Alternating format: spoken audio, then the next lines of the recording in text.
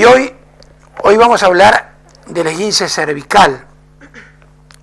Antes de decirles que, por supuesto, esta no es la primera y no va a ser la última vez que María va a estar con nosotros. La vamos a seguir exprimiendo como a un limón,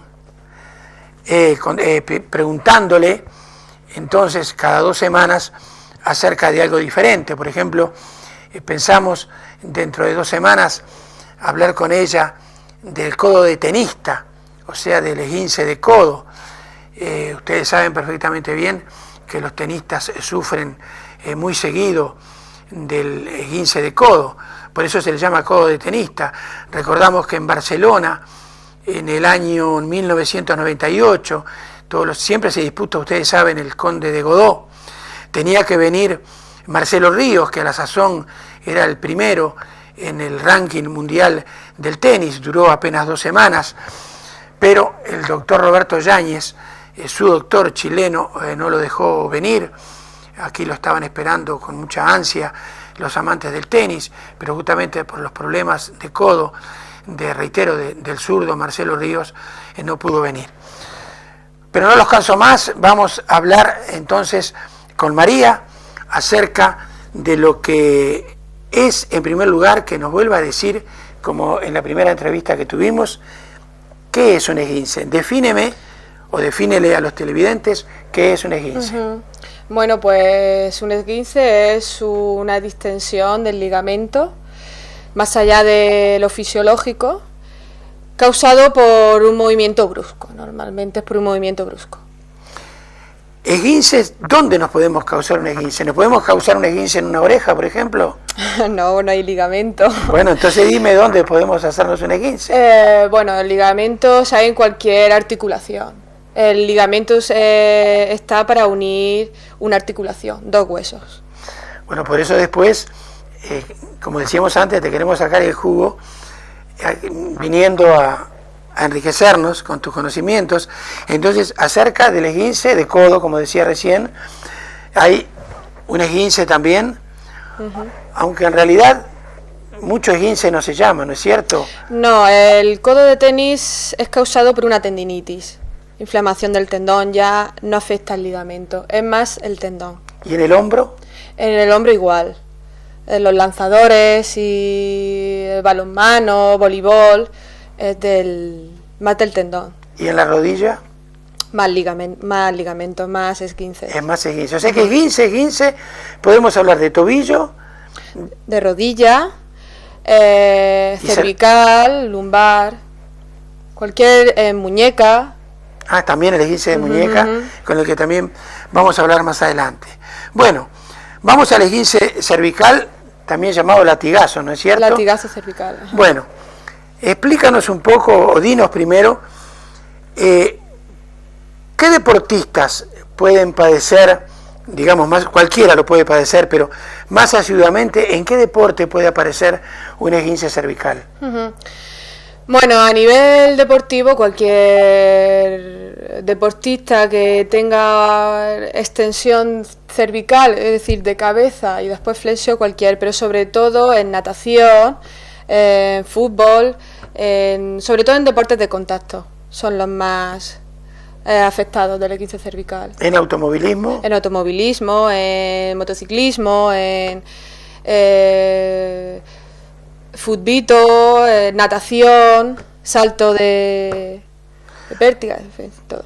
O sea, puede ser entonces en automovilismo un choque brusco, que hace un movimiento brusco entonces con la cabeza. Sí, de hecho también pasa en cualquier accidente de tráfico, también se le dice síndrome del latigazo cervical. Entonces es por una frenada brusca, por un choque posterior o anterior, en la que la cabeza se va hacia atrás y después hacia adelante bruscamente, claro. La cabeza no la controlamos. Bueno, explícanos entonces un poco, allí hay 7 vértebras cervicales, ¿no es cierto? Explícanos un poco entonces, en primer lugar, si se pueden prevenir, por ejemplo, los esguinces cervicales. Bueno, es difícil porque, por ejemplo, en automovilismo se utiliza un tipo de casco que tienen unos flejes que impide esos movimientos. Pero a nivel deportivo por ejemplo, de natación, los saltos y todo eso es complicado. Es complicado, sí, controlar ese movimiento. En el programa pasado nosotros hablábamos con Mara, que tú la conoces, la secretaria del CAR, del cartódromo, y ella algo nos hablaba de una cuellera que se ponen quienes van al CAR. ¿Esto sirve también para prevenirlo, el esguince cervical? Normal, los collarines se utilizan, ya cada vez se van quitando más porque se ha demostrado que produce atrofia de la musculatura. Entonces cada vez se va quitando más. Lo que se utiliza es fortalecer los músculos para no sufrir esos accidentes. O sea, mi pregunta, María, era, yo voy a correr en kart, por ejemplo, y me pongo, yo le llamo cuellera, tú dices collarín, ¿no? Aquí dicen collarín. Tú te hablas de que se atrofia, o sea, explícanos, se atrofia cuando uno está tratando de curar ya el esguince cervical. No en el momento, yo te estoy hablando como prevención. Vale. Sí, como te he dicho, en el automovilismo se utilizan, pero ya a nivel muy profesional, no en los cars, un tipo de casco que va unido a un mono que lleva aquí como un sistema para que el cuello no vaya hacia lateral, ni posterior, ni anterior.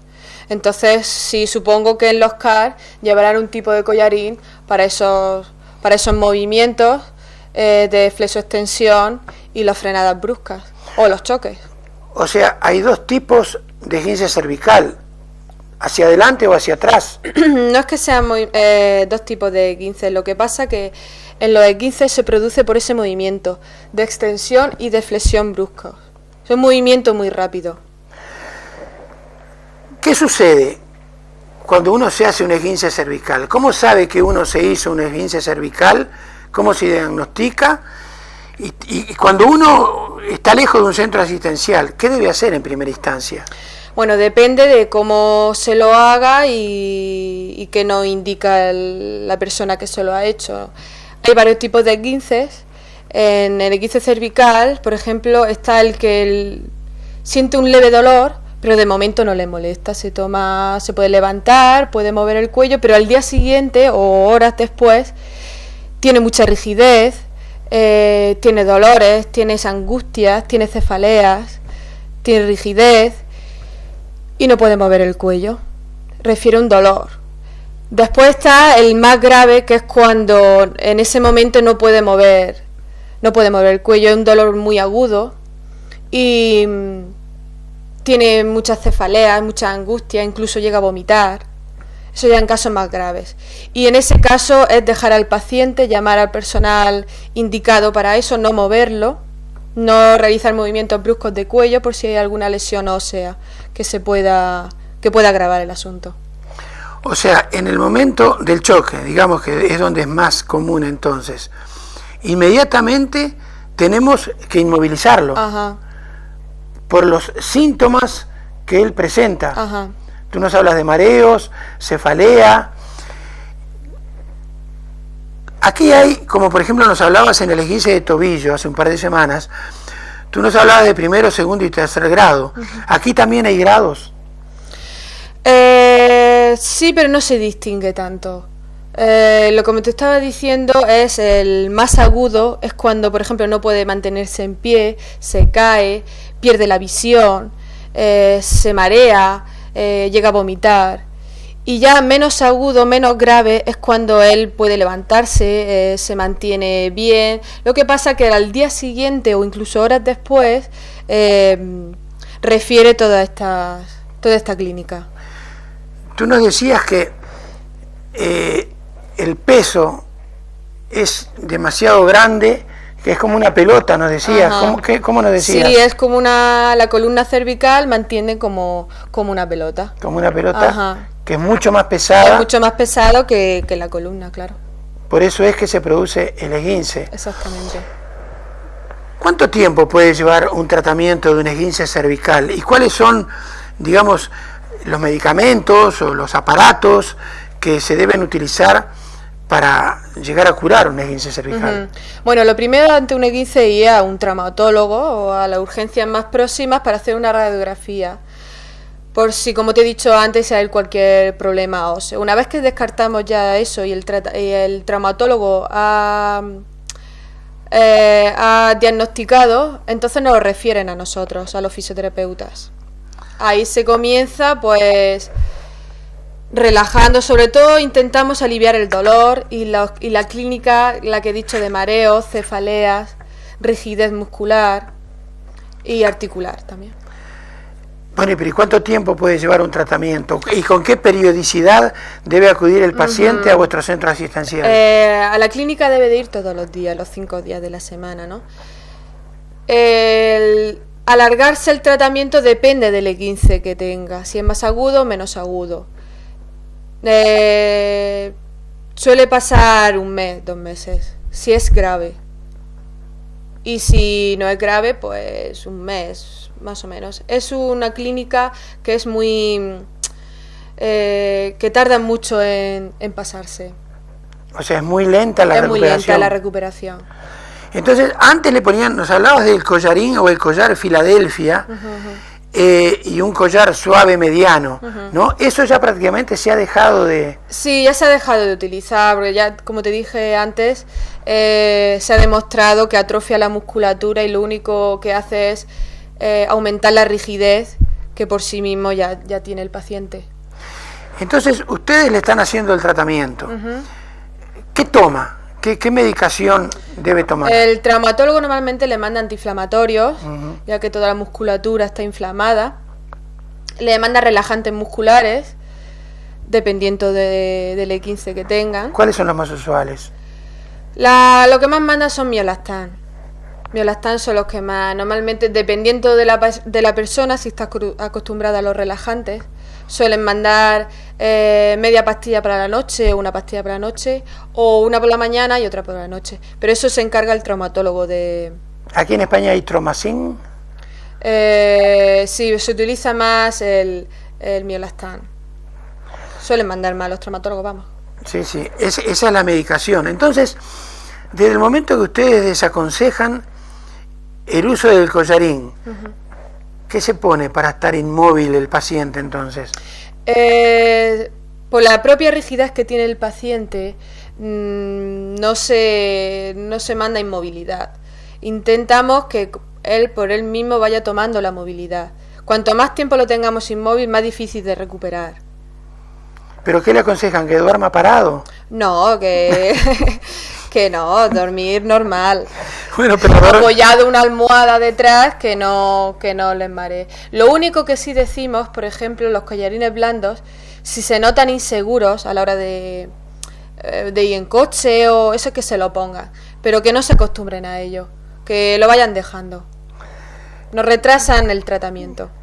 Pero María, el problema al dormir, reitero, aquel paciente que se mueve demasiado, que se da vuelta hacia un lado, hacia el otro, antes de dormirse estoy con la almohada muy quietito, pero después que me dormí, ahí no le aconsejan nada, que no hay ningún problema. Para dormir no, incluso, como ya te he dicho, por la propia clínica que tiene mucha rigidez. Como está apoyado cuando está dormido, no importa. O sea, eso es en el caso de que vaya en el coche, que tiene muchos movimientos cervicales, o a la hora de andar, o algo por ese estilo, ¿no? Pero no para dormir. Una vez que está la cabeza apoyada, relajar. O sea, digamos que se cura con el tiempo, entonces, porque lo único, antiinflamatorios y cosas para el dolor. No, también el tratamiento de fisioterapia. Bueno, ¿y cómo es el tratamiento? ¿Qué le hacen al paciente? Pues hay diferentes fases, ¿no? Por ejemplo, la primera fase, la fase más aguda, que no podemos tocar mucho al paciente. Entonces se le coloca unas corrientes, se llaman TENS, analgésicos, como la palabra dice, son corrientes analgésicas, para aliviar el dolor más agudo de los primeros momentos, ¿no? Con ultrasonidos para desinflamar, se utiliza para desinflamar. Calor suave, que vaya acostumbrándose el paciente, ya que si tiene mareos e incluso ganas de vomitar, el calor no le va a aliviar mucho, incluso le puede empeorar. Pero eso se va poniendo poco a poco, gradualmente. Es la primera fase. cada sesión que ustedes lo tienen al paciente con un esguince cervical, ¿cuánto lleva? ¿1 hora, media hora, 15 minutos? Sí, 1 hora aproximadamente. Tenemos que tener en cuenta que las corrientes se ponen unos 20 minutos aproximadamente. Eso es lo indicado, vamos. Los ultrasonidos unos 8 o 9 minutos y el calor otros 10 minutos. Aproximadamente 1 hora, vamos. Nosotros en Uruguay y en Argentina, no sé aquí en España, tú eres muy joven, utilizábamos lo que se llama allí la piedra de azufre, una piedra amarilla, redonda, que se debe pasar en el cuello, increíblemente, y luego meterla en agua, y si esa piedra de azufre hace crack, crack, crack, estralla, entonces porque el esguince se está curando. ¿Tú lo puedes creer eso? Bueno, si tú lo has visto, me lo creeré. Bueno, yo he visto como remedio casero, te lo reitero, pero que me dejó asombrado. Y una de las cosas que más asombrado me dejó en mi vida fue hace muy poco tiempo, ahora 3 años, estando en Guayaquil, Ecuador, un amigo se hizo un esguince de tobillo, se llamó a un manipulador que le llaman señores que se paran en las esquinas, en Guayaquil, en Quito, en las distintas ciudades ecuatorianas. Este hombre vino, pero te garantizo que tenía un esguince de 3er grado. Este hombre vino y lo empezó a manipular. Yo pensé que ese hombre no iba a caminar nunca más. Al otro día estaba perfectamente bien. Solo aquí se llama osteópatas. ¿Ah, sí? Osteopatía, O sea, osteópatas. Sí, bueno, pero el osteópata, me imagino, por supuesto, que pasa por una universidad. Sí, son fisioterapeutas que después se especializan en osteopatía. No, estos son señores que no tienen ningún tipo de estudio. De la calle. Que lo han pasado de generación en generación, pero nos quedamos asombrados con otro técnico de fútbol muy amigo, Luis Grimaldi. Nos quedamos asombrados de ver lo que estábamos viendo, porque fue en un restaurante que estábamos, y lo que le hizo nos pareció que no iba a caminar nunca más, y al otro día ese hombre estaba perfectamente bien, algo que nos dejó asombrados.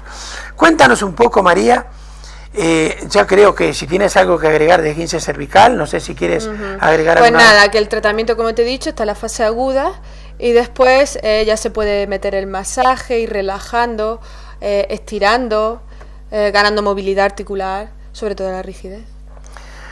Pienso que la recuperación debe también, se debe a lo que el paciente haga o al tipo de paciente que tenga, ¿no es cierto? Sí, claro, el paciente depende para todo tratamiento. Depende del trabajo para que esa persona trabaje, ¿no? Y depende de todo, claro. Háblanos un poco de las máquinas, de lo que ustedes hacen. Háblanos de magnetoterapia, háblanos de electroterapia. ¿Qué es y para qué se indica? Bueno, por ejemplo, la magneto es un aparato que utilizamos, son ondas magnéticas, como la propia palabra lo dice, y se utiliza para muchas cosas, para fracturas, para consolidar las fracturas, para los esguinces, para desinflamar y que vayan cicatrizando el ligamento, para tendinitis, para contusiones, para artrosis, para artritis, para cualquier... ¿Qué diferencia hay, ahora que dijiste 2 palabras que el televidente y el profano evidentemente no lo sabe, entre la artrosis y la artritis? La artritis es inflamación de las articulaciones, es ataque de artritis, es muy molesto, se le llama como fiebre de artritis. Suele doler todas las articulaciones. Cuando estás en la fiebre artrítica te mandan reposo absoluto, un montón de medicamentos, es más grave. Y la artrosis es degeneración de las articulaciones. Por ejemplo, cuando hablamos de las vértebras cervicales, en los cuerpos vertebrales se forman unos en la superior e inferior que se llaman picos del oro, que son eso es cuando diagnosticamos artrosis cervical. Y explícanos un poco también qué diferencia hay, qué es un tendón, qué es un ligamento, por ejemplo. El tendón es la unión del músculo al hueso. Del músculo al hueso. Y el ligamento une dos huesos. Une dos huesos, es el ligamento hay, como he dicho anteriormente, donde hay articulación. O sea, el esguince siempre, cuando hablamos de esguince hablamos de ligamento. El del ligamento. Hablamos de problemas en los ligamentos. Ajá. Ahora bien, hablamos de tendón, hablamos de tendinitis. Hablamos de ligamento, no hablamos de ligamentitis. No. ¿Qué es una tendinitis? Una tendinitis es una inflamación del tendón. Como tú has dicho, en el próximo se habla de epicondilitis. Es la unión del músculo al hueso. Entonces, epicondilitis es la inflamación del tendón del músculo que se llama epicóndilo. O sea, lo que yo estaba hablando antes del esguince de codo, o sea, el codo de tenista, ¿no es cierto? Del codo de tenista. Bueno, de eso vamos a hablar también en el próximo programa. No sé, ¿qué le aconsejas o qué le puedes aconsejar a la gente? En primer lugar, para que no se produzca un esguince cervical, o si no hay manera de prevenirlo, y en cuanto se le pasa el accidente, ¿qué es lo primero que le indicas que la persona tiene que hacer? Bueno, como te he dicho, a la hora de prevenir es difícil.